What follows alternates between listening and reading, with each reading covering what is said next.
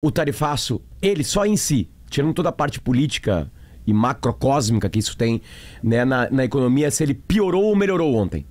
Para o Brasil, claro. Melhorou, sem dúvida. Foi uma boa notícia para o Brasil a forma como foi implementado o tarifaço.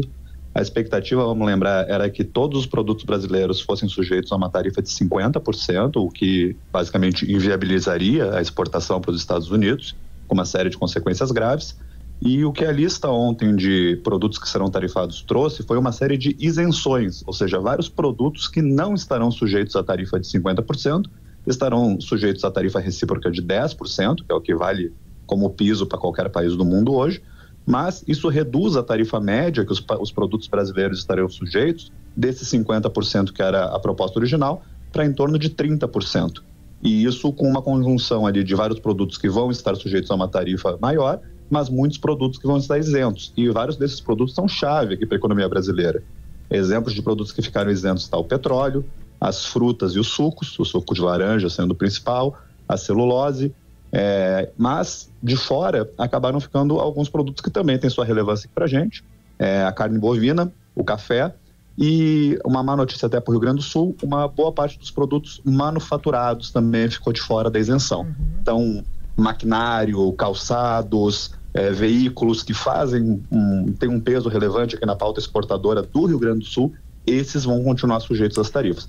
Mas para o macro Brasil, que é mais dependente de produtos básicos, aí foi uma ótima notícia, porque reduz os impactos que a gente teria se tivesse tudo sob 50%. Então, outras variáveis como dólar, por exemplo, PIB, inflação, vão sentir menos os efeitos agora das tarifas dos Estados Unidos. Resumidamente, corrige se a gente estiver errado, para o Rio Grande do Sul foi pior do que para o Brasil. A gente acabou não tendo tanto ganho, né, tanto benefício, porque os produtos que a gente exporta, que são relevantes aqui para a economia gaúcha e para o emprego no Rio Grande do Sul, acabaram não recebendo as mesmas isenções. Foram mais produtos básicos que não fazem tanto parte da pauta exportadora do Rio Grande do Sul. Então, para nós, continua um cenário razoavelmente similar ao que originalmente estava traçado, que é a tarifa de 50%. PG. João, eu queria que tu desse uma leitura sobre a tua impressão sobre o impacto prático disso, se te parece que é muito grave para esses setores, especialmente, né, carne, por exemplo, que são setores importantes aqui no Rio Grande do Sul, da exportação. É algo, de fato, bastante preocupante, precisa de um apoio, de um suporte por parte do governo do estado realmente significativo. Eu queria uma leitura mais ampla sobre os impactos assim, que tu tens a fazer, por favor. Claro, sim, é bem impactante. Você vai estar deixando de vender para um dos maiores consumidores que tinha desses produtos. Isso significa que o produto sobra aqui no Brasil, claro. Você não consegue imediatamente achar outro comprador global que consiga absorver tudo que é para os Estados Unidos. O produto sobrando aqui no Brasil significa que o preço desse produto tende a cair, o que até para o consumidor tende a ser uma boa notícia, né? Querendo ou não, o preço da carne tende a ficar menor, mas para o produtor é uma má notícia, o produtor em geral, né? Mesmo até para aquele que não exportava tanto para os Estados Unidos, porque o preço que ele vende a carne aqui vai ficar mais baixo.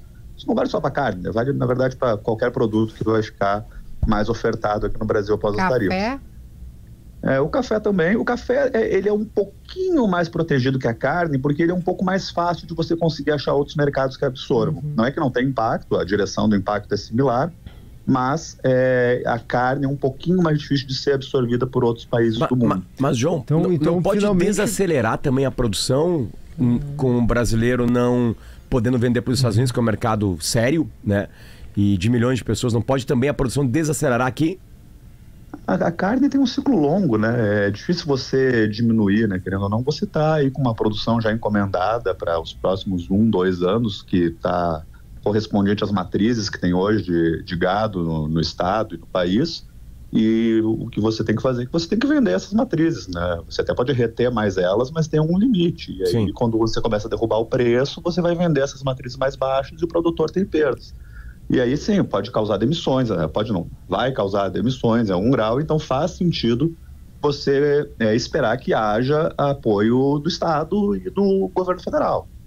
Apoio esse que, inclusive, já está sendo veiculado ali, medidas principalmente no âmbito do crédito, para tentar ajudar os exportadores que vão estar mais afetados por isso.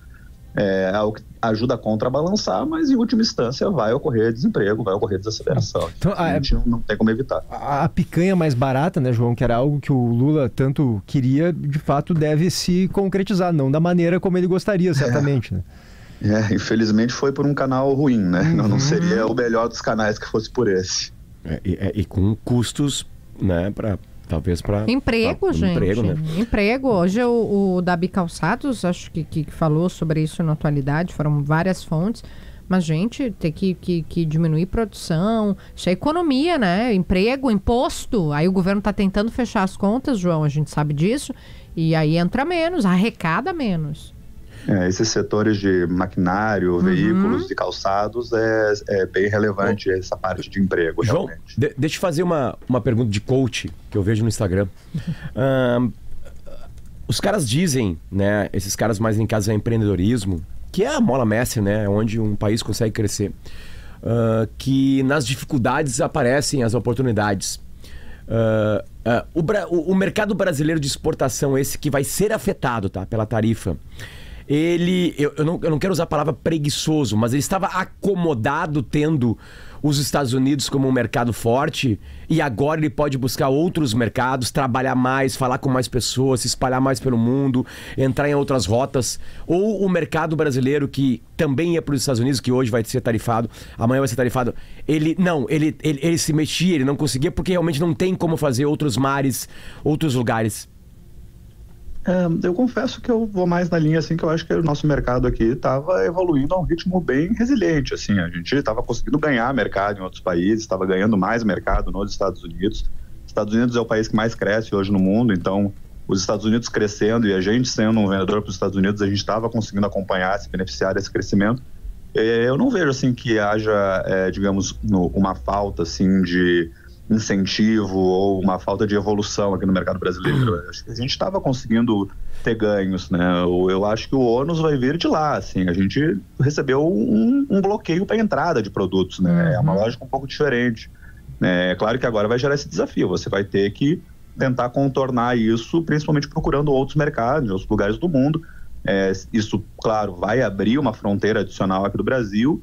Se em algum momento cair as tarifas nos Estados Unidos, eu acho que a gente vai estar mais preparado para voltar para lá, mas eu acho que a gente estava num caminho bom. Eu acho que o mercado brasileiro, aqui, as empresas brasileiras estavam num caminho bom aqui e agora vão ter que lidar com esse problema. Até curioso, João, tu mencionar isso, né, da barreira, porque ontem o governador em exercício, Gabriel Souza, concedeu uma entrevista para mim e para o PG no Gaúcha Mais, e ele usou a palavra embargo. Mais do que taxação, ele usou embargo porque inviabiliza, né? Você tem uma situação que é mais grave para uma série de produtos. É bom a gente ressaltar que vários foram poupados, entre aspas, mas você tem uma barreira imposta. É um embargo, é uma tarifa que inviabiliza a exportação. A ideia, por parte dos Estados Unidos, é realmente essa batida protecionista que se chama, né? Você impede a entrada do produto estrangeiro com uma ideia de você tentar incentivar a produção interna. Eu, pessoalmente, divirjo bastante disso como uma estratégia positiva para os Estados Unidos. Eu acho que vai ser bem adverso, porque você está bloqueando a entrada de insumos que também ajudavam a economia americana internamente a crescer. Esses produtos que vão chegar mais caros vão virar inflação nos Estados Unidos, então vão prejudicar a economia americana de modo geral. Então, eu acho que é um tiro no pé, um tiro assim que nos afasta de um caminho que vinha vigorando no mundo nos últimos 20, 30 anos, que era um caminho do mundo mais globalizado, com comércio mais livre, e está indo para um caminho mais protecionista, dos países tentando olhar mais para o seu e acabando prejudicando a economia global ao fazer isso. Então, eu divirjo dessa estratégia, mas a estratégia é essa. Do que você ouve do mercado, né, principalmente, você vê vislumbra não sei se uma trégua, porque em tese ele adiou, né? Começaria dia 1º, vai começar no dia 6, mas uma trégua, porque eu ouvi de algumas autoridades de que, olha, a gente usou a metáfora do Game of Thrones, né? The winter is coming. E aí, nessas primeiras semanas, o governo vai ter que ajudar, vai ter que segurar, mas que não imaginavam que seria num médio e longo prazo. Faz sentido, João, porque a gente tem visto ele aplicar sanções até para parceiros históricos, tipo o Japão, no caso dos Estados Unidos. Não, faz sentido existir um grau de otimismo cauteloso, porque Uma estratégia que está bem evidente, assim, que o Trump tem seguido, é de você fazer uma ameaça de uma tarifação muito severa, muito impactante, e ao longo da negociação ele recua. E acaba chegando num patamar onde é imposta uma tarifa, mas ela é menor do que a inicialmente veiculada. Ele fez isso com vários países, com China, com Europa, com Japão. Ele veiculou uma tarifa maior do que em última instância foi acordado. E, para surpresa de todos, foi o que acabou acontecendo com o Brasil também. Ele sinalizou 50%, todo mundo esperava que viria os 50%, e no fim das contas foi estabelecido um valor menor com 7 dias a mais para você negociar. Então, nesses 7 dias, é possível até que você consiga novos acordos. Talvez a carne ou o café, ou os dois, tenham alguma chance ainda de ficar isentos também. Não é garantido que eles vão ser tributados. Você tem espaço para negociação. E passando 7 dias, implementou a tarifa. Nada impede que ela volte atrás em algum momento. Então, depois você vai continuar negociando. O Brasil tem alguns argumentos econômicos para oferecer nos Estados Unidos, em especial a exportação de um produto chamado terras raras, que são metais utilizados nos setores de alta tecnologia, que o Brasil não explora tanto, mas tem muita reserva. Fazer alguma garantia de exportar isso para os Estados Unidos no futuro pode ser um argumento para ter algum recuo adicional nas tarifas. João, tem um ponto aqui, enquanto tu falas, a gente vai pensando. Existe uma possibilidade, assim, no médio prazo, outras potências... O que eu quero perguntar é o seguinte, se não pode ser um tiro no pé por parte do Trump, no sentido de os Estados Unidos perderem mais relevância no cenário global. O que eu estou querendo dizer com isso, Kelly? Como tem um líder muito instável que aplica sanções, aplica sanção ao Japão, aplica sanção ao Canadá, aplica ao Brasil, e aí são sanções também a algumas pessoas, né? Como foi no caso do Alexandre de Moraes, em que o cidadão passa a ter dificuldade de acessar serviços de empresas americanas. Quer dizer, tudo isso não pode fazer com que outras grandes potências queiram se tornar mais independentes dos Estados Unidos, ou seja, os Estados Unidos acabam perdendo força e essas potências acabam apostando em outros mercados. Isso seria muito bom para a China, por exemplo. Né? Eu queria a tua avaliação sobre isso e se faz sentido esse raciocínio que eu estou tentando expressar, não sei se eu estou conseguindo. Não, expressou muito bem, faz todo sentido, isso já está acontecendo. Os blocos desenvolvidos já estão todos se mexendo para se proteger mais de, digamos, ações dos Estados Unidos que possam prejudicá-los. A China está liderando a criação de um bloco na Ásia, um bloco econômico, inclusive, que vai usar a moeda chinesa como principal moeda, não o dólar. Toda a Ásia emergente está sendo inclusa nesse bloco.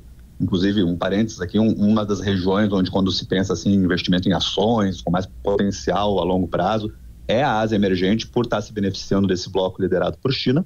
E uma parte da história vem de se proteger de movimentos econômicos adversos dos Estados Unidos.